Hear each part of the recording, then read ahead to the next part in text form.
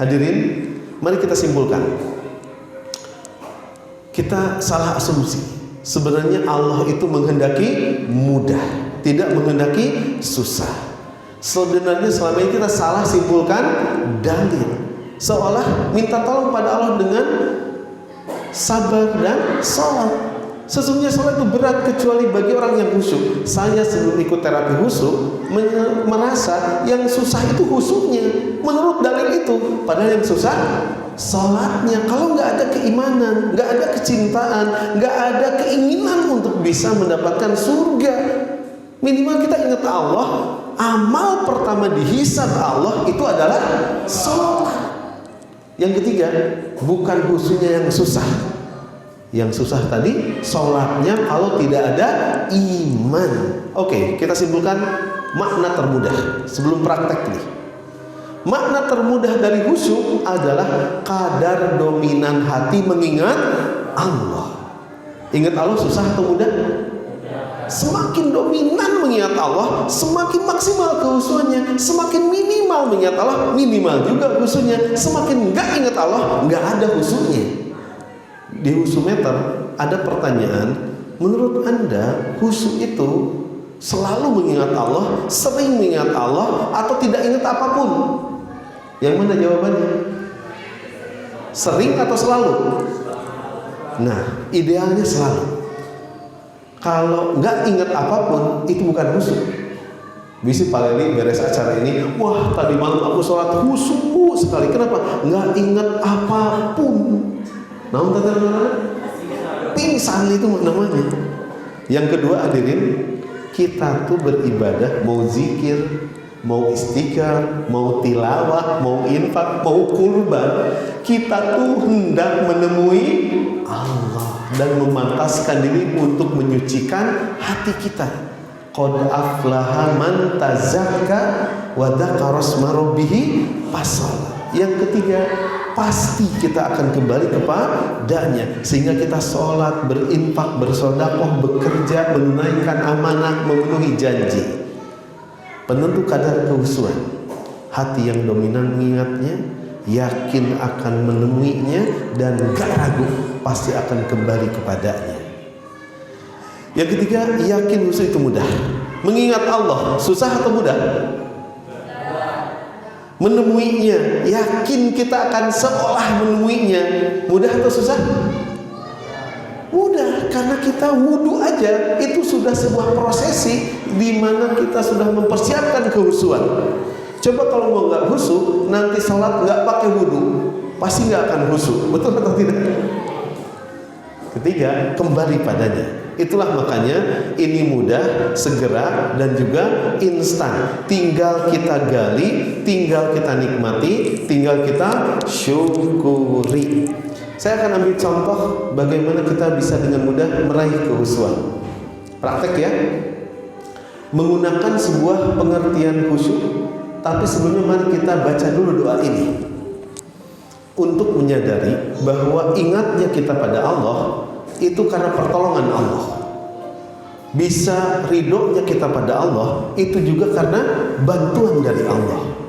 Bahkan bisa beribadah dengan khusyuk itu juga karena ditolong oleh Allah. Sudah hafal doanya?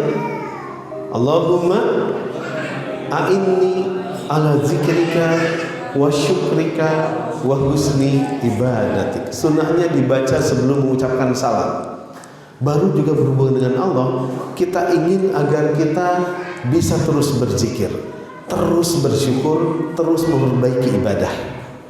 Di kesempatan ini saya ingin sajikan sebuah pengertian khusyuk untuk kita praktekkan, yaitu khusyuk dari Ibnu Rajab. Karena 1001 ulama bisa jadi 1001 pengertian khusyuk. Termasuk kita, termasuk saya, termasuk Bapak Ibu semuanya. Kata Ibnu Rajab, khusyuk itu hudurul qalb, hatinya hadir. Kita mengendalikan penuh seluruh anggota tubuh kita, seluruh potensi diri kita, pikiran, perasaan, kesadaran, keinginan, dan juga keadaan hati kita. Yang kedua, tenang. Jadi kalau nanti kita ingin khusyuk dalam sholat, berikan jeda tumanina. Sebelum takbir tenang dulu, lihat tempat sujud. Allahu Akbar. Tuntaskan dulu baru lanjutkan. Jangan kemudian belum selesai Allahu Akbar sudah pengen baca iftitah. Tenang dulu. Baca iftitah. Baca Fatihah juga sama. Nanti jangan buru-buru. Bisa saja kita baca Fatihah 2-3 tarikan napas. Tapi kalau mau khusyuk, coba baca Fatihah dengan 1 tarikan napas untuk setiap ayat yang kita baca. Memang awalnya perlahan, tapi itu proses awal. Lama-kelamaan akan biasa. Kita praktik dulu agar kita hatinya hadir, jiwanya tenang dan berendah diri. Khudu'un, berendah diri pada Allah Ta'ala. Nanti di akhir kita akan belajar mengikat makna, melebur arti bacaan ibadah. 1, kita sedang mengagungkan. 2, kita sedang pasrah. 3, kita sedang memohon, berharap pada Allah. Siap semuanya?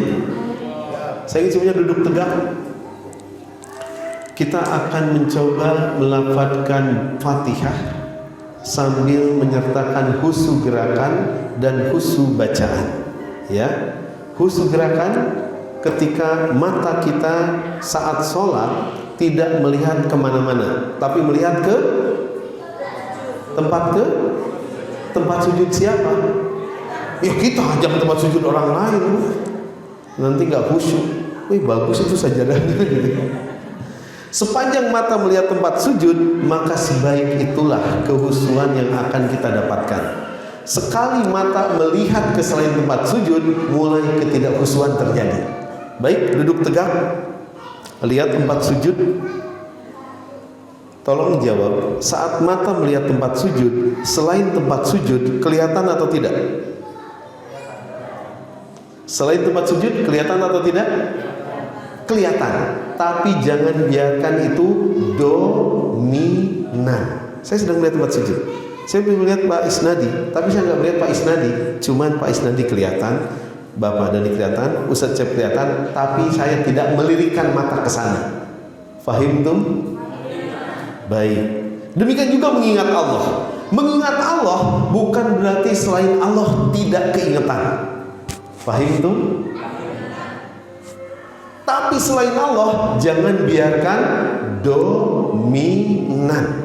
Mungkin kita ingat kunci yang hilang, mungkin kita ingat jawaban yang kita butuhkan, mungkin kita ingat anak, mungkin kita ingat sesuatu, tapi nanti kita akan dominankan setelah sholat. Sekarang jadikan bacaan kita, gerakan ibadah kita, amalan hati kita yang sedang berhubungan ingin dekat, ingin ridho, ingin bahagia kepada Allah. Oke, lihat tempat sujud. Lalu baca Fatihah dengan cara seperti ini. Tarik napas perlahan dulu. Hembuskan perlahan. Berikan suara pada helaan napasnya Pak, seperti ini. Hembuskan dengan bersuara sampai ada suaranya. Tarik napas dalam-dalam. Hembuskan perlahan. Sengaja diberikan suara agar kita tahu kadar bunyi dari lisan kita yang kita bisa dengar tapi tidak mengganggu orang lain. Tarik napas dalam-dalam. Hembuskan perlahan.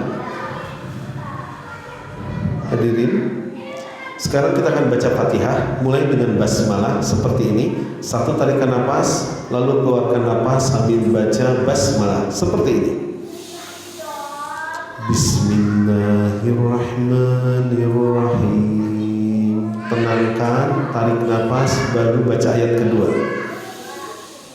Alhamdulillahirabbil alamin. Lanjutkan, tarik napas dulu. Ar-Rahmanir-Rahim. Tenang. Maliki yaumiddin. Sambil lihat tempat sujud. Iyyaka na'budu wa iyyaka nasta'in. Tenang, tarik nafas. Ihdinas siratal mustaqim.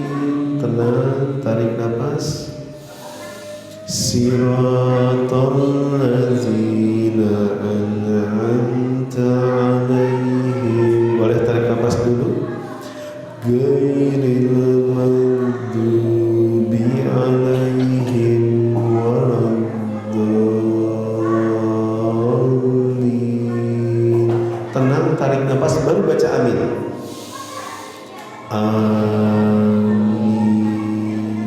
Hadirin, lakukan hal yang sama untuk surat Al-Ikhlas 4 ayat. Siap semuanya? Baca basmalah dulu. Bismillahirrahmanirrahim. Tenang. Qul huwallahu ahad. Sambil lihat tempat sujud. Allahus samad. Tenang. Lam yalid wa lam yulad. Tenang. Walam yakul lahu kufuwan ahad. Tenang, tarik nafas, baru takbir untuk ruku. Allahu Akbar. Bayangkan sedang ruku, lalu baca doa tasbih yang 3 kali, 1 tarikan nafas untuk setiap bacaan tasbih. Silakan. Subhana rabbiyal azim wa bihamdih. Tenang. Subhana rabbiyal azim wa bihamdih. Tenang. Subhana rabbiyal azim wa bihamdih. Tarik nafas, baru baca Sami Allah. Sami Allahu liman hamidah. Hadirin, lihat ke depan. Tadi kita baru melatih khusyuk gerakan, khusyuk bacaan. Sudah terasa tenangnya atau belum? Nanti sir dalam bahasa Arab bukan dalam hati. Di antara kesalahan umum umat Islam ketika sholat, bacaannya sering dilafadzkan di dalam hati. Gitu. Harusnya dilafadzkan. Ada sahabat ingin mengetahui seperti apa bacaan Nabi tatkala tidak jahar, sampai dilihatnya ternyata jenggot Nabi naik dan turun. Artinya bacaannya dilafadzkan. Qul huwallahu ahad. Tenang.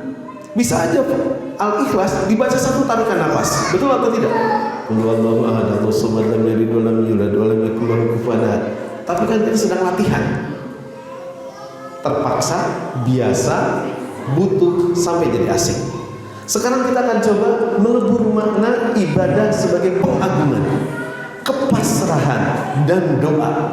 Apakah pengagungan maksimal kita rasakan? Apakah kepasrahan yang kemudian kita alami? Ataukah permintaan teramat sangat kepadanya? Ini bagian dari unik, spesifik, dan otentik. Contoh, kita akan melebur lafaz kalimat basmalah. Siap semuanya?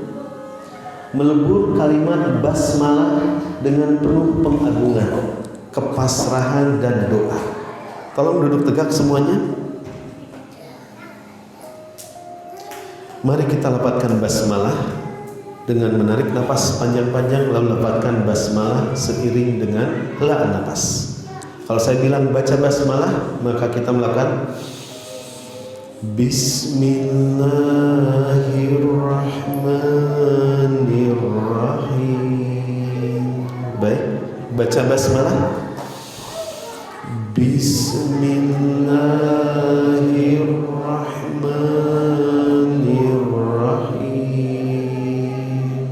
Lafazkan basmalah dengan sebenar-benarnya basmalah. Basmalah yang menggetarkan hati orang yang membacanya. Karena dalam kalimat basmalah ada nama Allah disebut, ada sifat Allah dinyatakan. Baca basmalah. Bismillahirrahmanirrahim. Lebih lembut lagi. Bismillahirrahmanirrahim. Terjemahkan basmalah apa adanya. Dengan nama Allah yang Maha Pengasih lagi Maha Penyayang. Silakan. Dengan nama Allah yang Maha Pengasih lagi Maha Penyayang. Sekarang terjemahkan seakan kita ada di hadapan Allah dan sedang berbicara dengan Allah, sehingga terjemahannya seperti ini. Dengan nama-Mu ya Allah yang Maha Pengasihnya lagi Maha Penyayangnya. Silakan. Dengan nama-Mu ya Allah yang Maha Pengasihnya lagi Maha Penyayangnya. Sertakan kasih yang telah kita terima, hadirkan sayang yang kita rasakan. Baca basmalah. Bismillahirrahmanirrahim. Lafazkan terjemah seakan kita ada di hadapan Allah. Dengan nama-Mu ya Allah yang Maha Pengasihnya lagi Maha Penyayangnya. Sekarang leburkan makna basmalah, sehingga apa yang kita lafazkan berupa kalimat basmalah, artinya, maknanya, segala yang terkandung di dalamnya menyatu dengan diri kita. Leburkan kalimat basmalah dengan kalimat sederhana, di mana kita sedang mengagungkan, pasrah dan memohon kepadanya agar layak dikasihi, pantas disayangi. Baca dulu kalimat basmalahnya. Bismillahirrahmanirrahim. Leburkan dengan kalimat ini. Ya Allah, ini aku ya Allah. Silakan dibaca. Ya Allah, ini aku ya Allah. Sambil lihat tempat sujud, ulangi sekali lagi. Ya Allah, ini aku ya Allah. Dengan penuh pengagungan. Ya Allah, ini aku ya Allah. Dengan penuh harap dikasihi. Ya Allah, ini aku ya Allah. Kata ganti aku diganti dengan hamba. Ya Allah, ini hamba ya Allah. Dengan penuh kepasrahan. Ya Allah, ini hamba ya Allah. Dengan penuh harap agar disayangi. Ya Allah, ini hamba ya Allah. Sekarang baca kalimat basmalah dengan sebenar-benarnya basmalah. Baca basmalah. Bismillahirrahmanirrahim. Leburkan kalimatnya dengan kata ganti aku. Ya Allah, ini aku ya Allah. Dengan penuh pengagungan. Ya Allah, ini aku ya Allah. Dengan penuh harapan. Ya Allah, ini aku ya Allah. Minta dikasihi. Kasihi aku ya Allah. Minta disayangi.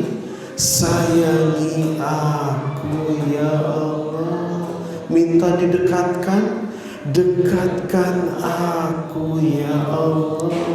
Minta diridhokan. Ridhokan aku ya Allah. Minta dibahagiakan. Bahagiakan aku ya Allah. Sekarang bayangkan kita sedang ada di hadapan Allah Ta'ala yang maha tinggi, maha besar, maha indah, maha kasih, maha sayang. Ya Allah, ini aku ya Allah, hamba-Mu yang lemah, datang kepadamu yang maha kuat. Kuatkan aku ya Allah. Dan ya Allah, ini hamba-Mu yang hina, datang menghadap-Mu yang maha mulia. Muliakan hamba ya Allah. Dan ya Allah, ini hamba-Mu yang sadar akan dosa yang pernah dilakukan, yang tahu akan keburukan yang pernah dilalui, yang menyadari betapa banyaknya kesalahan bertaburan, padahal karunia-Mu begitu dahsyatnya terlimpah pada kami. Ini aku hamba-Mu yang datang kepadamu dengan memohon ampun kepadamu yang maha pengampunnya. Ampuni aku ya Allah. Dapatkan istighfar dari lisan kita yang paling pendek. Astagfirullah, astagfirullah, astagfirullah. Terus lapatkan istighfar berulang-ulang. Astagfirullah, astagfirullah, astagfirullah. Terus beristighfar. Astagfirullah, astagfirullah, astagfirullah. Jika ada seseorang di ruangan ini yang pernah menyengaja berbuat dosa pada Allah Ta'ala, maka beristighfarlah. Astagfirullah, astagfirullah, astagfirullah. Jika ada seseorang di ruangan ini yang pernah merelakan tangannya, kakinya, matanya, telinganya melakukan sesuatu yang tidak Allah ridhoi, maka beristighfarlah. Astagfirullah, astagfirullah, astagfirullah.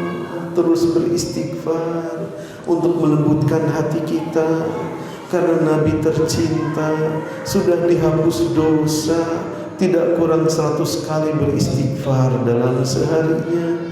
Astagfirullah, astagfirullah, astagfirullah. Terus beristighfar, karena satu istighfar menghapus satu dosa yang membuat hati kita ditimpa titik hitam menjadi noda yang bisa menghalangi kita dari Allah Ta'ala. Astagfirullah, astagfirullah, astagfirullah. Jika ada seseorang di antara kita yang merasa belum cukup berbuat baik pada orang tua tercinta, padahal mereka menjadi tanda ridho Allah yang nyata dalam hidup ini, maka beristighfarlah. Astagfirullah, astagfirullah, astagfirullah.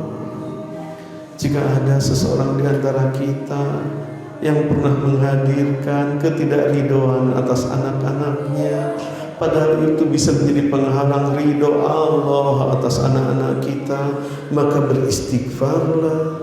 Astagfirullah, astagfirullah, astagfirullah. Terus beristighfar, tanda kita mengikuti sunnah Nabi, tanda kita ingin semakin dibersihkan, tanda kita ingin disucikan. Astagfirullah, astagfirullah, astagfirullah, astagfirullah. Sekarang lafadzkan kalimat tasbih, tanda kita memuji Allah yang maha sucinya. Baca tasbih. Subhanallah. Terlafadzkan bacaan tasbihnya. Subhanallah. Dengan penuh rasa kagum terpesona pada Allah yang maha sucinya. Subhanallah. Dengan penuh sanjungan menyucikan Allah Ta'ala. Subhanallah. Dengan penuh harap hubungan kita dengannya membuat kita disucikannya. Subhanallah. Tidak mungkin kita disucikan kecuali Allah yang menyucikan. Baca tasbihnya. Subhanallah. Tidak mungkin disucikan kecuali kita dekat dengannya, dan tak mungkin kita dekat dengannya kecuali Allah yang mendekatkan kita. Baca tasbih. Subhanallah. Agar kita pantas didekatkan olehnya, lafadzkan kalimat lembut dari tasbih kita agar kita semakin dekat berupa doa. Ya Allah, dekatkan hamba ya Allah. Silakan dibaca. Ya Allah, dekatkan hamba ya Allah. Ulangi doanya. Ya Allah, dekatkan hamba ya Allah. Lebih lembut lagi. Ya Allah, dekatkan hamba ya Allah. Sekarang pegang jari tangannya seolah kita sedang memuji Allah di akhir sholat kita. Setelah sholat kita memuji dengan tasbih. Baca perlahan. Subhanallah. Sertakan doa tadi. Ya Allah, dekatkan hamba ya Allah. Tasbih lagi. Subhanallah, dekatkan hamba ya Allah. Lebih sungguh-sungguh. Subhanallah, dekatkan hamba ya Allah. Baca tahmid hamdalah. Alhamdulillah, dengan penuh keridoan. Alhamdulillah, ridho atas berat apapun permasalahan kita. Alhamdulillah. Jika kita mengucap hamdalah hati belum ridho, berarti Allah belum ridhokan. Agar Allah ridhokan kita atas segala kejadian, minta keriduan itu pada Allah Ta'ala. Baca doanya. Ya Allah, ridhokan hamba ya Allah. Dibaca. Ya Allah, ridhokan hamba ya Allah. Sekali lagi. Ya Allah, ridhokan hamba ya Allah. Sekarang mari kita baca sebuah kata yang paling banyak dibaca ketika sholat, yaitu kalimat takbir. Baca takbir. Allahu Akbar. Lebih sungguh-sungguh lagi. Allahu Akbar, dengan penuh pengagungan. Allahu Akbar, dengan penuh rasa bahagia. Allahu Akbar. Jika takbir dilafadzkan kita belum bahagia, berarti Allah belum membahagiakan kita. Minta dibahagiakan kepada Allah Ta'ala. Baca doanya. Ya Allah, bahagiakan hamba ya Allah. Ulangi. Ya Allah, bahagiakan hamba ya Allah. Lebih lembut lagi. Ya Allah, bahagiakan hamba ya Allah. Dapatkan takbir seakan kita hendak ruku penuh hormat. Baca takbir. Allahu Akbar. Dapatkan kalimat leburnya. Ya Allah, bahagiakan hamba ya Allah. Dapatkan takbir saat kita sujud dalam keadaan begitu dekat. Kalau dekat tidak bahagia, Allah belum bahagiakan kita. Pantaskan diri dibahagiakan dengan membaca doa lebur tadi. Baca takbir lebih dahulu. Allahu Akbar. Lafadzkan kalimatnya karena sedang latihan. Ya Allah, bahagiakan hamba ya Allah. Bayangkan sedang sujud, kita pernah ada di alam ruh, pernah ada di surga, dan kita begitu bahagianya. Kita bertasbih pada Allah saat sujud, memahasucikannya yang maha tingginya dengan penuh sanjungan kepadanya. Subhana rabbiyal a'la wa bihamdihi. Ulangi. Subhana rabbiyal a'la wa bihamdihi. Lebih sungguh-sungguh lagi. Subhana rabbiyal a'la wa bihamdihi. Baca takbir, kita hendak bangkit dari sujud yang pertama, seakan kita dilahirkan di dunia ingin dibahagiakan oleh Allah Ta'ala. Baca takbirnya. Allahu Akbar, dengan penuh bahagia. Allahu Akbar. Minta dibahagiakan. Ya Allah, bahagiakan hamba ya Allah. Bayangkan bahagia dunia itu ada dalam doa duduk di antara dua sujud. Baca doanya. Rabbighfirli warhamni wajburni warfa'ni warzuqni wahdini wa'afini wa'fu anni. Bahagia dunia itu ketika kita diampuni, dikasihi, ditutupi segala keburukan, diangkat, diberi rizki, diberi hidayah, disejahterakan, dimaafkan. Tapi seindah apapun dunia, kita akan masuk ke alam barzah. Bayangkan kita akan sujud kedua, dan sujud kedua ini kematian kita yang kedua. Dan kita berharap husnul khotimah, wafat dalam keadaan bahagia. Lafazkan takbir penuh bahagia, lalu leburkan maknanya. Allahu Akbar. Minta dibahagiakan. Ya Allah, bahagiakan hamba ya Allah. Lebih lembut lagi. Ya Allah, bahagiakan hamba ya Allah. Anggap sujud kedua keadaan yang kita harap di alam barzah, lapang, terang benderang, penuh nikmat, dan kita memuji Allah dalam tasbih di doa sujud yang kedua. Baca tasbihnya, Subhana rabbiyal a'la wa bihamdi. Subhana rabbiyal a'la wa bihamdi. Subhana rabbiyal a'la wa bihamdi. Terakhir, lafazkan takbir sepenuh hati, penuh bahagia karena bangkit dari sujud kedua, seakan kita dibangkitkan di hari kiamat penuh bahagia.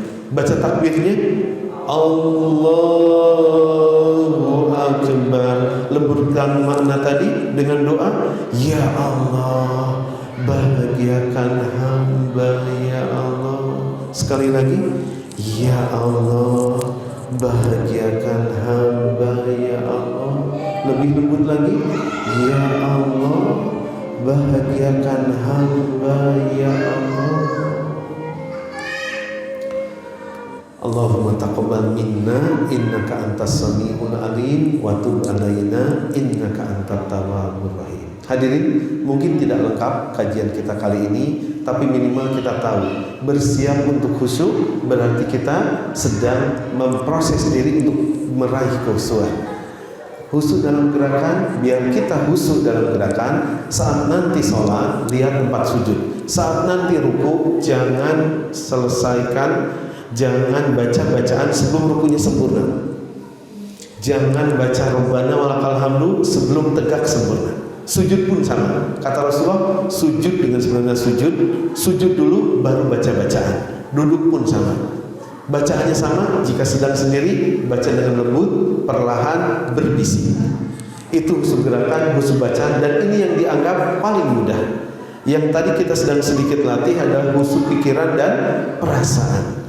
Melebur makna, mengikat arti, tidak sekedar menerjemahkan. Yang jelas menjadikan Allah dominan.